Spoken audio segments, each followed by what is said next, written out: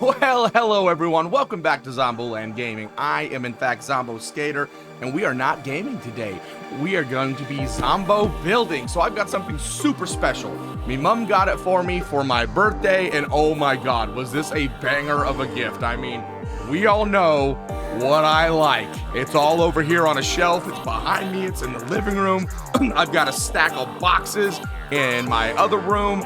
It is insane. So if you have followed Lego, you might recognize this green on the box. If you don't follow Lego, this right here may show you.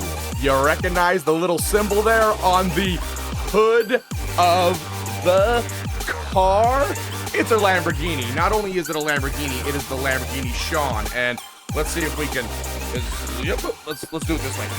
There we go. Bam, the Lamborghini Sian. So let's roll around to the back here.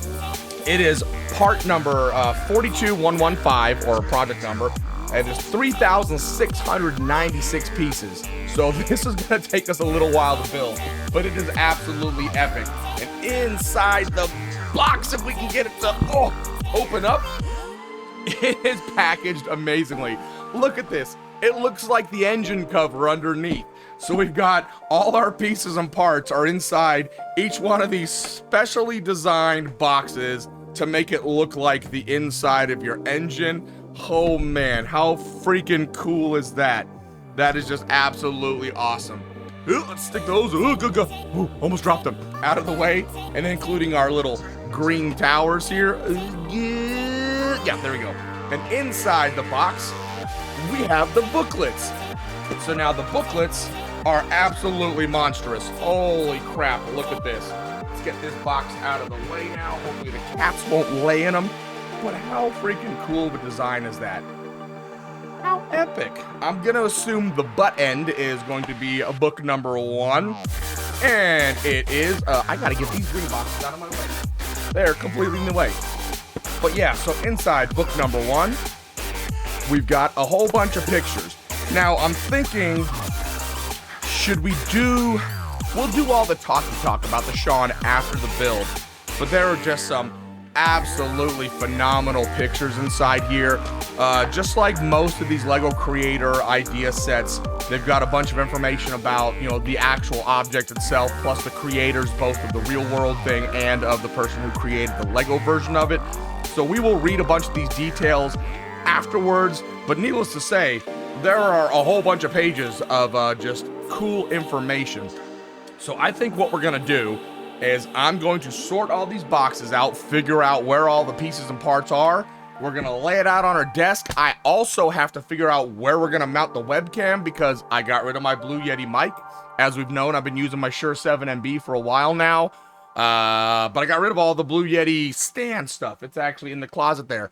Also, I got some new studio monitors and some new headphones. If you hadn't noticed, no longer are we using the Skull Candy or the really crappy Logitech desktop speakers. I now actually have some really, really nice Kali studio monitors, and let me actually show you those real fast. So, bam, look at them bad boys there, and another one over there, and they are going through my focus right there down to the bottom. And holy crap, you guys are all probably super dizzy now. But then we also have the Behringer 1770 Pro headphones, and let me tell you, I am gonna have to upgrade my Focusrite because the ohms, the resistance, good lord, words, I can't word today, just like usual. I usually can't word, but yeah, it's a little bit low. These are like 250 ohm headphones, so this is only really able to push 40 to 50, so I really need to upgrade. But yeah, so far it's just impeccable, the increased amount of being able to hear everything. It's awesome. So all right, I'm gonna go ahead and move the camera. I'm gonna get all this set up, and I'll catch up with you after the time lapse of the build. Thanks for watching, guys.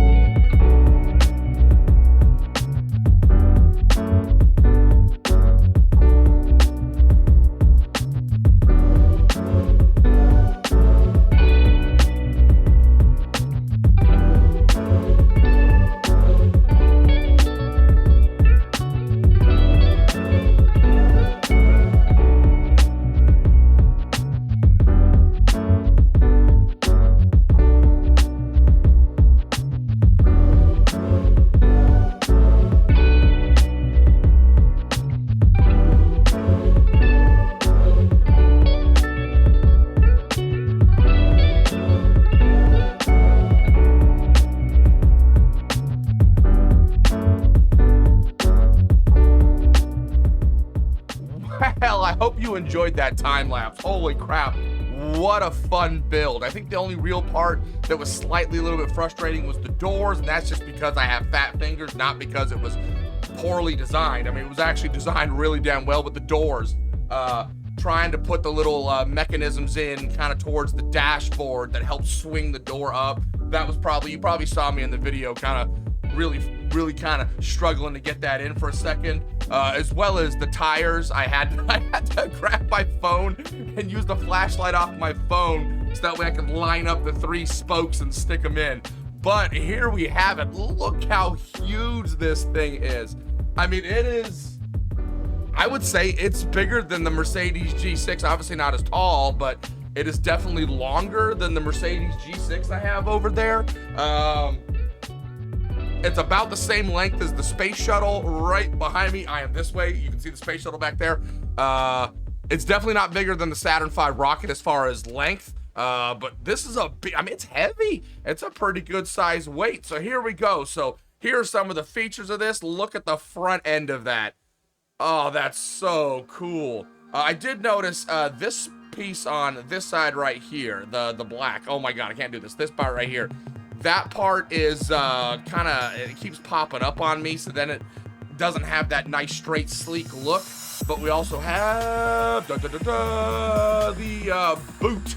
This is actually not the engine compartment because this is a rear engine car, but it's got like a handbag. Like, it's a designer Lamborghini handbag. If I can do this with one hand, look at this. I don't know. I don't know much about it, but there's actually a little label in there that shows the Sean.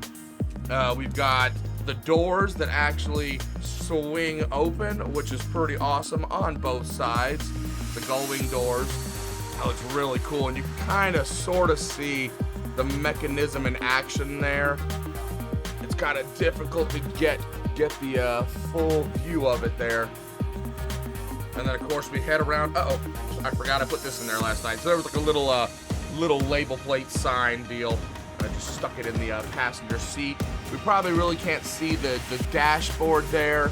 I don't really have a, wonder if I can use my phone here and get some light directly on the dashboard. Let's go. There we go. I don't know if we can we see it? Nah, it's kind of hard to get in there. It's so tight of a space. But then, of course, we have the engine, which is underneath this piece here. You kind of sort of begin to see it if I can get an angle. Yeah, there we go. So this is pretty awesome. I really enjoyed this. But let's get into the final things here. And we've got a little bit of information as written by the Lego Technic team. So 2 distinct companies with a shared passion for perfection. There may be a long way from Denmark to Italy, but this is the story of how Lego Technic and Automobile Lamborghini came together to create the Lego Technic version of the iconic Lamborghini Sian FKP 37. And it's got a little picture of Denmark and Italy there. And then we've got a whole bunch of information here. So I'm gonna read through all of this. I am not going to say people's names because I am terrible with names. But we will at least try and sort of semi-do it.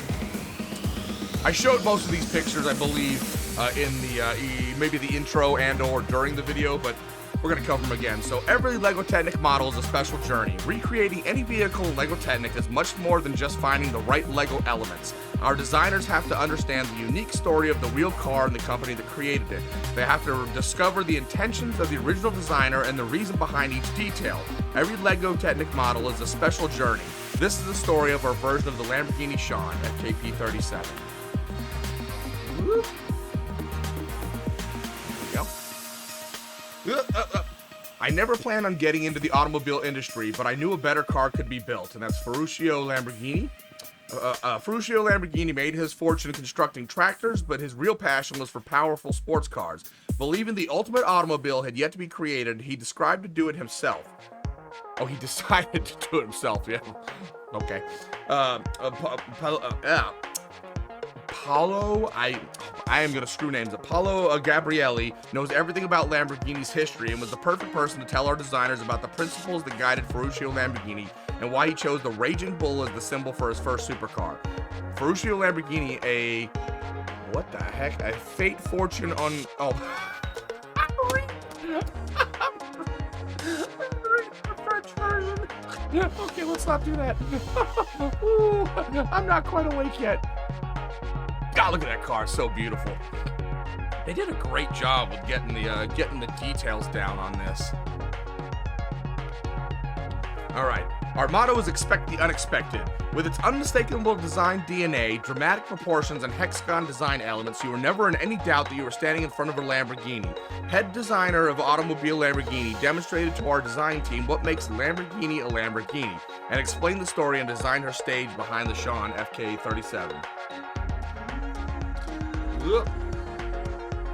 These are all the design teams, by the way. Some of the names I will not be pronouncing whatsoever, or even attempting to, so I don't, you know, butcher people's names. It has to look like it's moving even when it's standing still. It's the precise match of neat edges, sleek lines, and sensual surfaces that gives each Lamborghini model its own dynamic personality. Senior exterior designer at Lamborghini Central Style, Emmanuel, I am so sorry, sculpted the outer form of the Lamborghini Sian and illustrated to the Lego Technic designers how such a visionary design can take inspiration from the past.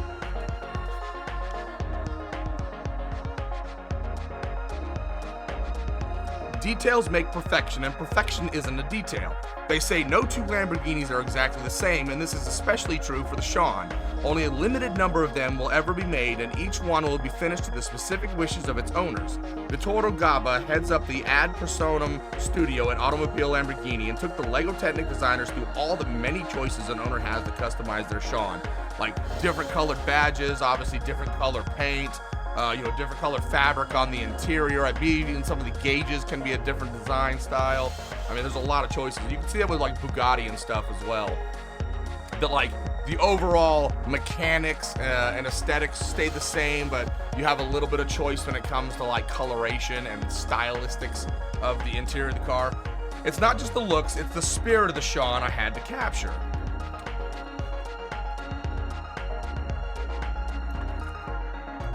We are always looking towards the new frontier for car technology. The Sian FKP37 is the first Lamborghini hybrid model where electric power is combined with the company's epic V12 engine to boost performance and efficiency. Maurizio Reggiana is Chief Technical Officer at Automobile Lamborghini and was able to tell the Lego designers how the company strives to deliver supercars that combine ultimate performance with pure emotion. Yep. Oh, look at the factory floor there. It's amazingly clean. It's so crazy. Like most car places are fair, like, especially like these kind of places are like super medical clean. Lamborghini is refinement, luxury, and perfection. The Lamborghini production facility in Sant'Agata, Bolognese doesn't look like a conventional car factory, and it doesn't function like one either. Each car is individually hand-built one at a time. As Ranieri Nicolai, Chief Manufacturing Officer, explained to the Lego Technic design team, this is the only way the company can ensure the level of perfection the founder, Ferruccio Lamborghini, demanded every Lamborghini must have. A little bit of chit chat between what is that? Let me see, who is that? Ranieri Nicolai, the Chief Manufacturing Officer on the right there, talking to one of the mechanics. It looks like. All right, so here we come to the first part of our build, which we showed in the video. So this is part 0 or box 0, one of the green ones, and this is going to be the rear suspension.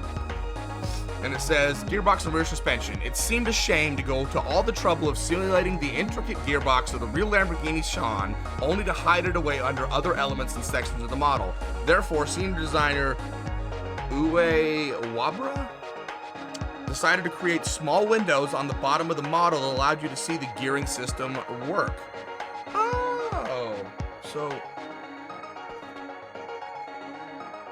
Oh, okay, yeah, you can kind of see that. See how you can actually see, I'm dumping stuff.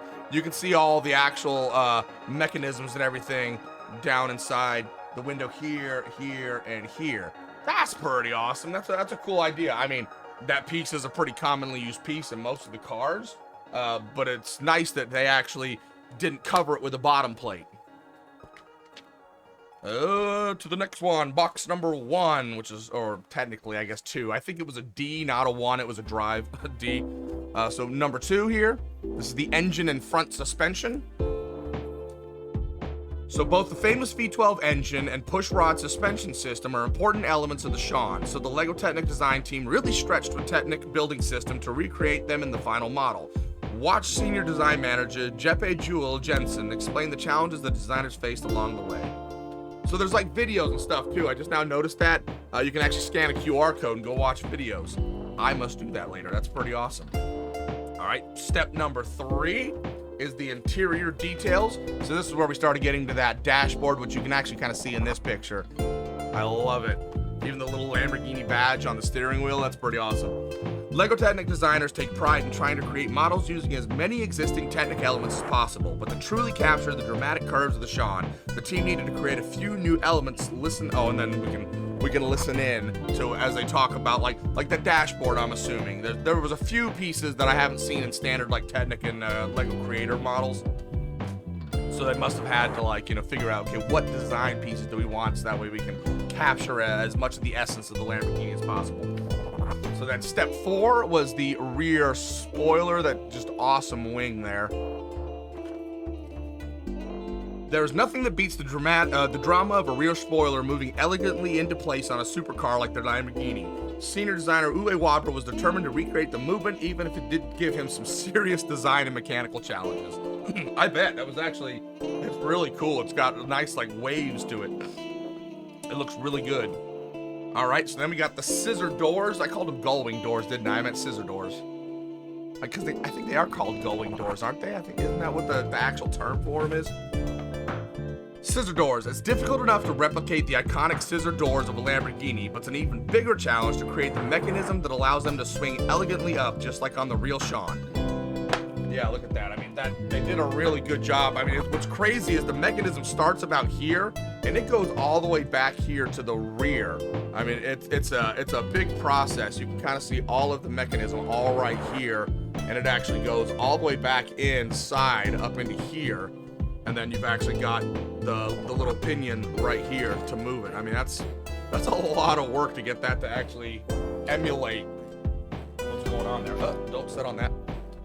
All right, and then the final stage was bling bling, rims and tires. Definitely a lot of bling.